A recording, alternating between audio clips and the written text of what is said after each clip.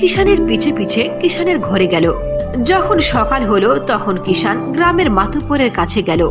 সে মাতব্বরের কাছে মাধুরীর সম্পর্কে সবকিছু বলল। ঠিক আছে, তুমি ওই মেয়েকে আমার কাছে নিয়ে আসো। কিষান ঘরে গিয়ে মাধুরীকে সাথে নিয়ে মাতব্বরের কাছে চলে আসলো। বেটি, তুমি ঘরে ফিরে যাও। হয়তো তোমার মা রাগ করে তোমাকে বাড়ি থেকে বের করে দিয়েছে। দেখবে তোমার মায়ের রাগ ঠিক হয়ে গেছে। না না, আমার সৎ মা বলেছে আমি যদি বাড়ি যাই তাহলে আমার সৎ মা আমার বাবার মতো আমাকেও গলা টিপে খুন করবে। বাবার মতো আমাকেও পাহাড়ের পাশে ডালিম গাছের গোড়ার নিচে পুঁতে রাখবে। ডালিমের গাছের কথা শোনার সঙ্গে সঙ্গে কিষানের আর বুঝতে বাকি রইল না যে তার ডালিমের গাছের কথাই বলছে। আচ্ছা ঠিক আছে, তোমার সৎ মায়ের সম্পর্কে আমরা পুলিশকে জানিয়ে দেব, কিন্তু ততক্ষণ তুমি কোথায় থাকবে? মাতব্বরজি, যদি আপনারা রাজি থাকেন তাহলে এই মেয়ের সাথে আমি বিবাহ করতে চাই আর তার অসহায়তা দূর করতে চাই।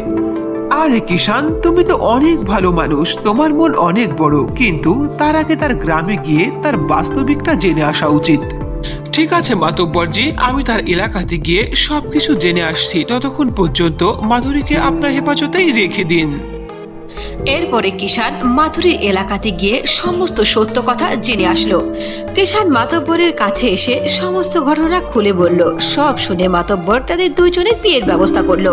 পরের দিন অনেক ধুমধাম করে কিষানের সাথে মাধুরীর বিয়ে হয়ে গেল। জাদুর ডালিমের মাধ্যমে তারা তাদের জীবনের সুখ ফিরে পেল।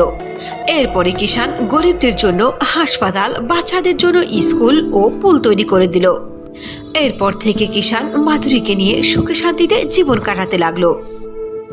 বন্ধুরা, কেমন হয়েছে আমার গল্পটি অবশ্যই তোমরা কমেন্ট করে জানাবে, আর ভালো লাগলে একটা লাইক করে দেবে, তোমার বন্ধুদের সাথে বেশি বেশি শেয়ার করবে। আর যদি আমার চ্যানেলটিকে এখনো সাবস্ক্রাইব করে না থাকো তাহলে এখনই লাল রঙের সাবস্ক্রাইব বাটনটি টিপে আমার চ্যানেলটিকে সাবস্ক্রাইব করো, আর পাশে থাকা বেল আইকনকে অল দিয়ে ক্লিক করে রাখো, যাতে করে আমার দেওয়া নতুন নতুন ভিডিও তোমাদের ফোনে চলে যায় সবার আগে নোটিফিকেশন আকারে।